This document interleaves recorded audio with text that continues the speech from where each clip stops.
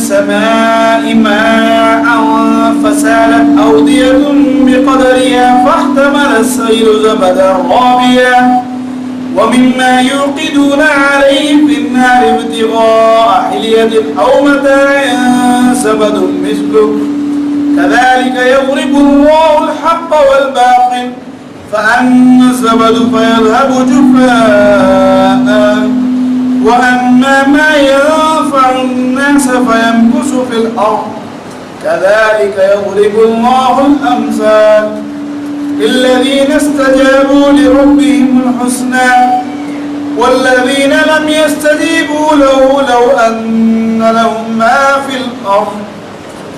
في الأرض جميعا ومثله معه لافتدوا به أولئك لهم سوء الحساب ومأواهم جہنم وبئس المہاد۔ اسی نے آسمان سے پانی برسایا، پھر اپنی اپنی وسعت کے مطابق نالے بہہ نکلے، مطلب کسی کو ایریا زیادہ ملا، کسی کو کم ملا، اس طرح کے نالے، سمندر، دریا اللہ رب العزت نے جو آسمان سے پانی اتارا اسے ٹھہرنے کے لیے اس طرح کی چیزیں بنائیں، الگ الگ وسعت، الگ الگ چیزوں کو انہیں اسٹور کرنے کے لیے طے کر دیا، سمندر ہو، نہریں ہوں، نالے ہوں، جھیلیں ہوں۔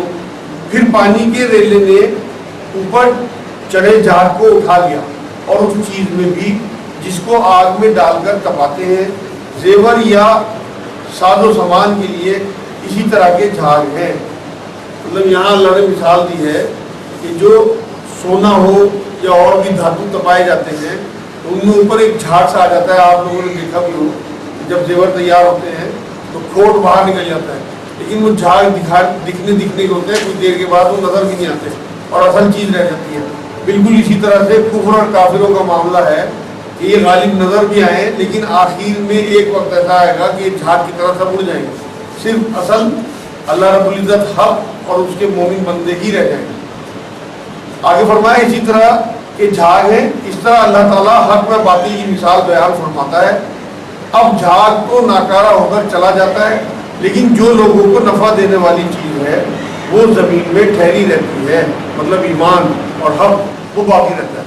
اللہ تعالیٰ اسی طرح مثالیں بیان فرماتا ہے، جن لوگوں نے اپنے رب کی حکم کی بجاوری کی، مطلب حکم کو مانا، ان کے لیے بھلائی ہے۔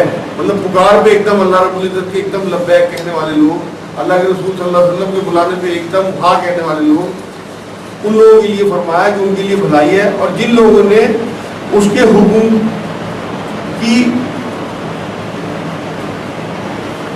حکم پر لبیک نہ کہا، اگر ان کے لیے زمین میں جو کچھ ہے سب کچھ ہو اور اسی کے ساتھ ویسا ہی ہو اور بھی، تو وہ سب کچھ اپنے بدلے میں دے دے، یہی ہے جن کے لیے برا حساب ہے اور جن کا ٹھکانہ جہنم ہے جو بہت بری جگہ ہے۔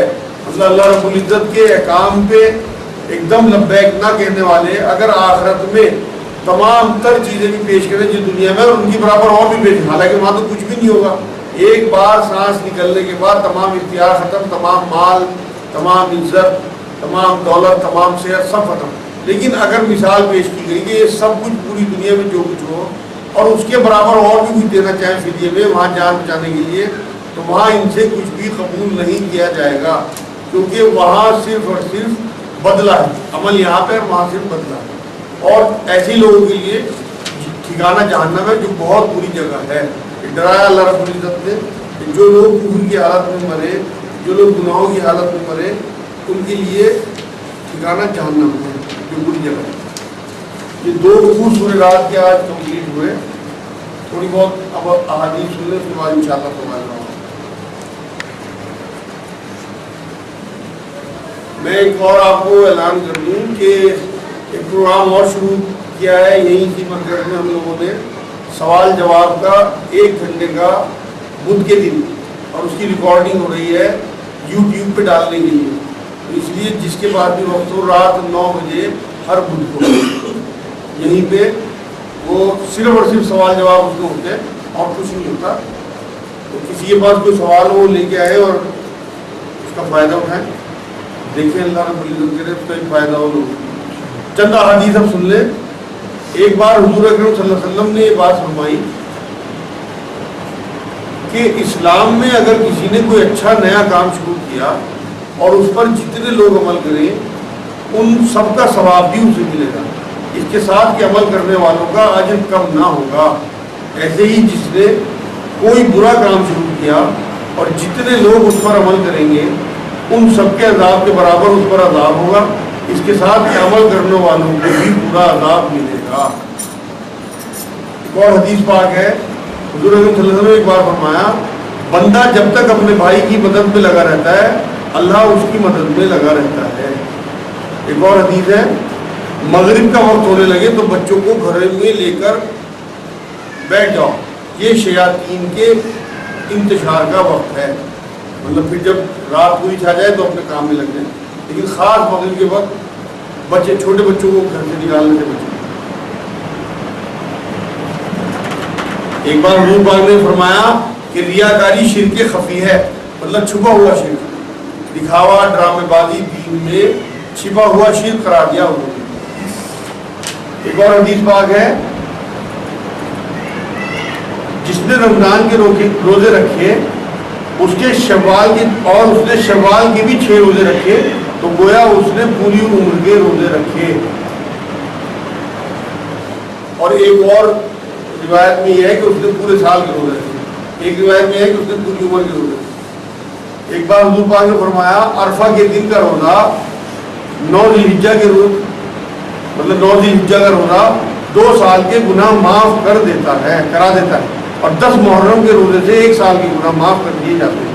ایک اور حدیث پاک ہے 4 چیزیں رسول پاک صلی اللہ علیہ وسلم ترک نہ کرتے تھے، جن میں 2 ہیں 10ویں محرم کا روزہ اور 9 ذی الحجہ کا روزہ۔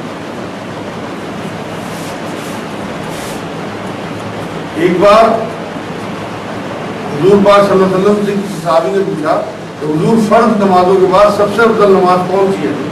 حضور پاک صلی اللہ علیہ وسلم نے جواب دیا بیچ رات میں نماز پڑھنا سب سے افضل نماز، تہجد کی نماز۔ ایک بار اور کسی صحابی نے پوچھا کہ فرض روزوں کے بعد سب سے افضل روزہ کون سا ہے؟ تو حضور پاک صلی اللہ علیہ وسلم نے جواب دیا 10 محرم کا روزہ۔ حضرت عائشہ رضی اللہ تعالیٰ عنہ فرماتی ہیں میں نے رسول صلی اللہ علیہ وسلم کو کسی مہینے کے روزے مکمل کرتے نہیں دیکھا سوائے رمضان، مطلب ایسا کوئی اور مہینہ حضور نے پورے روزے نہیں رکھے کسی میں۔ ایک اور حدیث پاک ہے حضور پاک صلی اللہ علیہ وسلم اکثر پیر اور جمعرات کا روزہ رکھتے تھے۔ صحابہ کی پوچھنے پر فرمایا کہ انسان کے اعمال ان 2 دنوں میں اللہ رب العزت کے حضور پیش کیے جاتے ہیں اور مغفرت کی جاتی ہے سوائے ان کے جن میں قطع تعلق ہو، اور میں چاہتا ہوں کہ جب میرے اعمال اللہ کے حضور پیش ہو تو میں روزوں سے رکھوں۔ اور ایک روایت میں یہ فرمایا تھا کہ جمعرات کو اعمال پیش ہوتے ہیں اس لیے میں روزہ رکھتا ہوں کہ میں روزے کی حالت میں میرے اعمال پیش ہوں، اور پیر کا روزہ میں اس لیے رکھتا ہوں کہ پیر کا دن میری پیدائش کا دن ہے، یہ بھی ایک روایت ہے۔ اور قطع تعلق والوں کی مغفرت نہیں ہوتی ان 2 دن، اس لیے جن لوگوں کے قطع تعلق سے مراد یہ ہے اپنی رشتے داریوں میں جھگڑے بول چال بند آنا جانا بند، وہ آج ہی اس حدیث کی روح سے جا کے معافی تلافی کریں، چاہے ساری غلطی رشتے داروں کی ہے اپنی غلطی مان کے ان کے گلے لگائیں جس سے کہ اللہ کرے بخشش اور مغفرت۔ ایک بار حضور پاک نے فرمایا کہ جس نے قرآن میں اپنی رائے سے کلام کیا اس نے گمراہی کی۔ ایک بار ایک شخص حضور پاک صلی اللہ علیہ وسلم کے پاس سینے میں درد کی شکایت لے کر آیا تو حضور صلی اللہ علیہ وسلم نے اسے تیل زیتون کا استعمال کو کہا جو کولیسٹرول فری ہوتا ہے، زیتون کا تیل پینے کے لیے استعمال کرنے کے لیے۔ ایک بار حضور نے فرمایا اگر کوئی شخص کسی غیر مسلم پر زیادتی کرے تو قیامت میں اس غیر مسلم کا حق دلانے کے لیے میں اس کا وکیل بنوں گا۔ اس لیے یہ سوچ لینا مسلمانوں کا کہ یہ مشرک ہیں، ہندو ہیں، کافر ہیں، سکھ ہیں، ان لوگوں کا مال مار لو، ان پہ ظلم کر لو اور کوئی فرق نہیں پڑتا کیونکہ اللہ کو ماننے والے نہیں ہیں، یہ بہت بڑا گناہ اور عذاب کی بات ہے۔ حضور نے خود یہ بات کہی ہے کہ میں ان کا وکیل بن کے کھڑا ہوں گا قیامت میں، میں ان کے حق دلاؤں گا۔ ایک بار حضور نے فرمایا تھا قبر یا تو جنت کے باغوں میں سے ایک باغ ہے یا دوزخ کے گڑھوں میں سے ایک گڑھا ہے۔ ایک بار کسی صحابی نے حضور صلی اللہ علیہ وسلم سے پوچھا کہ حضور نیکی اور بدی کیا ہے؟ فرمایا اپنے دل سے فتویٰ لے لو۔ پھر فرمایا نیکی وہ ہے جس سے تیرا قلب مطمئن ہو جائے. اور بدی وہ ہے جو تیرے دل میں کھٹکے اور اسے تو یہ نہ چاہے کہ لوگ اسے جانے. مطلب وہ بدی ہے کہ تو اسے چھپائے پھرے کہ کہیں لوگ نہ پتہ لگ جائیں. یہ حدیثیں ہو گئی. اب جو لوگ کچھ بھی سوال کرنا چاہیں قرآن سے حدیث سے متعلق ہو. جی کسی کے ذہن میں کوئی بات ہو تو پوچھ لیں. یہ حضرت اویس رضی اللہ تعالیٰ عنہ جو حضرت اویس کرنی کے نام سے جانے جاتے ہیں، ان کے بارے میں کچھ ایسی احادیث ہیں کہ حضور اکرم صلی اللہ علیہ وسلم نے کہا تھا خلفائے راشدین سے کہ جب تم ان سے ملو تو اپنی مغفرت کی دعا کروا لینا. تو ان کی ایسی کیا عبادت تھی یا کیا ان کا ایسا مرحلہ تھا کہ ان کا اتنا بڑا درجہ تھا؟ ان کا سوال یہ ہے کہ حضرت اویس کرنی ایک تابعین ہوئے ہیں. ان کے بارے میں رسول پاک صلی اللہ علیہ وسلم نے خلفائے راشدین میں سے حضرت عمر وغیرہ سے بات کہی تھی کہ تم میرے بعد حضرت اویس کرنی سے ملنا اور ان سے مغفرت کی دعا کرانا امت ہے. تو ان کا سوال یہ ہے کہ ایسا کیا ان کے پاس رتبہ درجہ تھا کہ حضور صلی اللہ علیہ وسلم نے خلفائے راشدین کو کہا کہ تم ان سے دعا کرانا. حضرت اویس کرنی کے بارے میں پہلے میں آپ کو ایک بات بتا دوں کہ انہوں نے حضور اکرم صلی اللہ علیہ وسلم کو دیکھا نہیں تھا،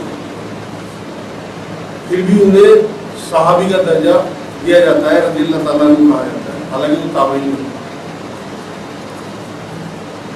اس کی ایک اتنی بڑی مثال میں آپ کو دے دوں، آپ کا سوال آسان ہو جائے گا. وہ حد درجے کی محبت حضور اکرم صلی اللہ علیہ وسلم سے کرتے تھے اور ان کی اتباع کرتے تھے. کبھی مال کی طرف مائل نہیں ہوئے، کبھی دنیا کی طرف ذہن نہیں جاتا تھا. اللہ اس کے رسول اور اپنے ماں باپ کی بے انتہا حرمت اور تقدس سمجھتے تھے.